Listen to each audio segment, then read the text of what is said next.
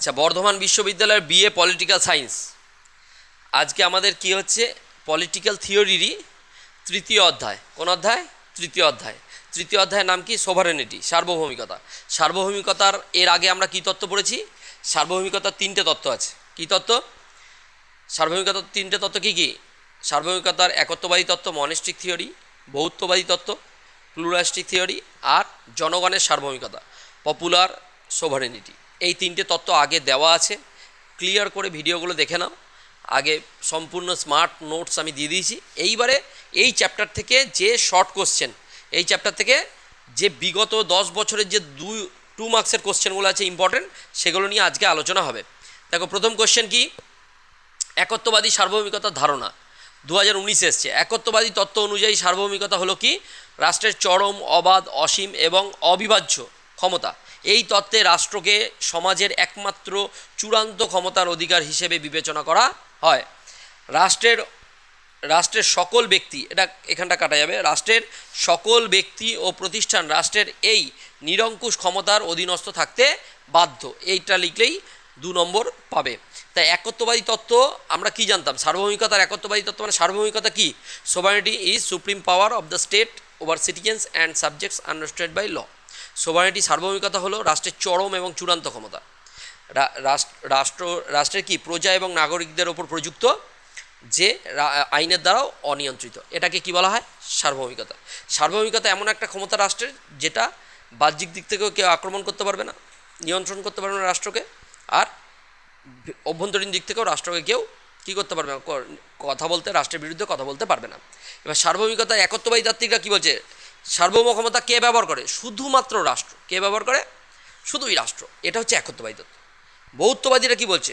না, সার্বভৌমিকতা একত্ববাদের বিরুদ্ধে গিয়ে, যে না, সার্বভৌমিকতা শুধু রাষ্ট্র নয়, রাষ্ট্র ছাড়াও সমাজের অন্যান্য যে প্রতিষ্ঠান বা সংঘগুলো আছে, সবার মধ্যেই সার্বভৌম ক্ষমতাটা কি করা আছে?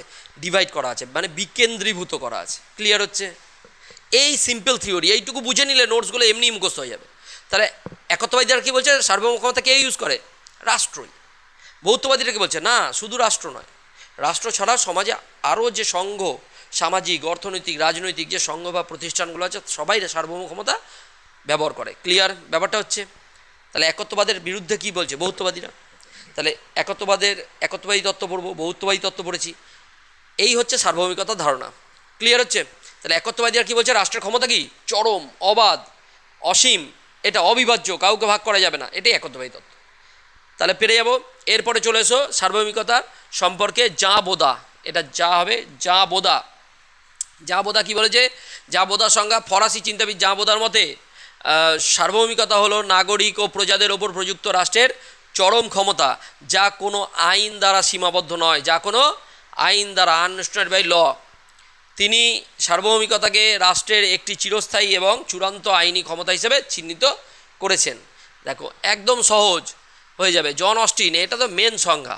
যদি কোনো নির্দিষ্ট ঊর্ধ্বতন, লেকচারস অন জুরিসপ্রুডেন্স, এই গ্রন্থটা মনে রাখবি, আমি বলে দিচ্ছি আগেই। একত্ববাদী তত্ত্বতে একত্ববাদী তত্ত্ব বড় কোশ্চেন মুখস্থ করলে এটা হয়ে যাবে অ্যাকচুয়ালি। ঠিক আছে? 1832 সালে লেখা। কত সালে?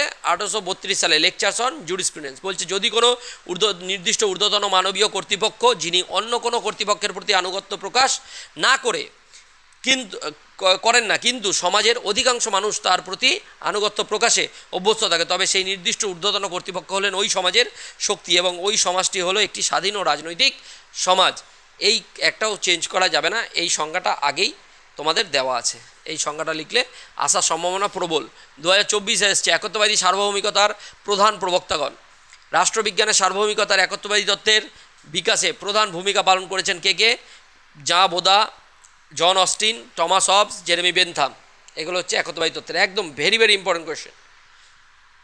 তারপরে দেখো, বহুত্ববাদী সার্বভৌমিকতার ধারণা কি? বহুত্ববাদ কী বলেছে? একত্ববাদের বিরুদ্ধে এসছে।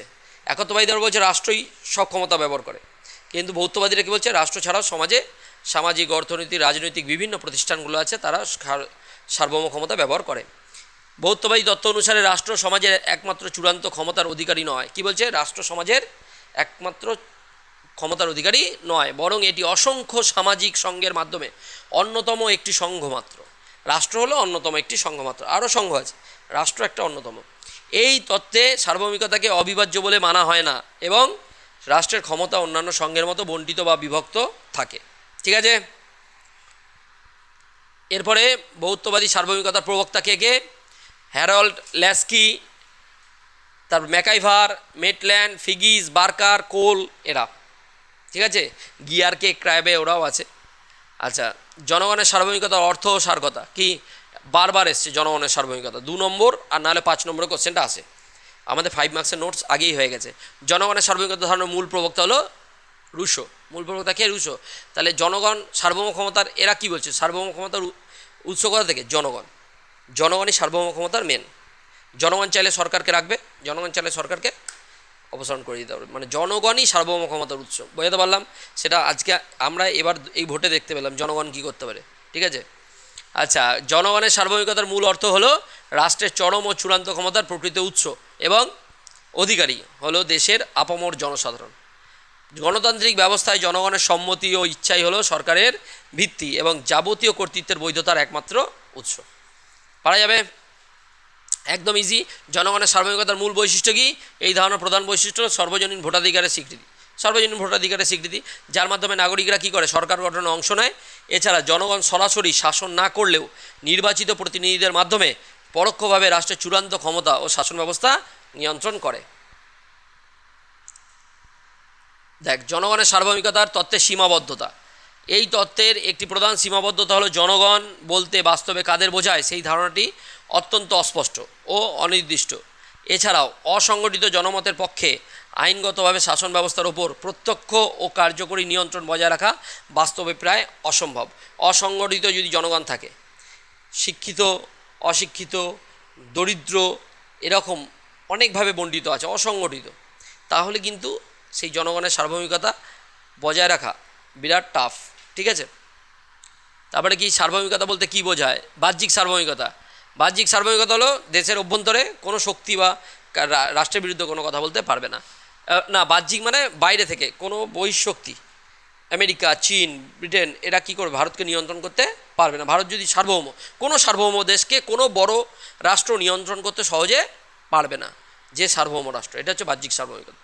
বাহ্যিক সার্বভৌমিকতা বলতে বোঝায় আন্তর্জাতিক ক্ষেত্রে রাষ্ট্রের পরম স্বাধীনতা। এর অর্থ হলো রাষ্ট্রের বাইরে কোনো বিদেশি শক্তি বা অন্য কোনো রাষ্ট্র নিয়ন্ত্রণ বা হস্তক্ষেপ থেকে সম্পূর্ণ মুক্ত এবং স্বাধীনভাবে নিজের পররাষ্ট্রনীতি নির্ধারণে সক্ষম।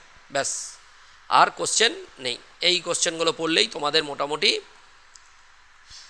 বর্ধমান বিশ্ববিদ্যালয়ের আন্ডারে সেকেন্ড সেম যে মেজর রাষ্ট্রবিজ্ঞান আছে, এই 3য় অধ্যায় সম্পূর্ণ ক্লিয়ার।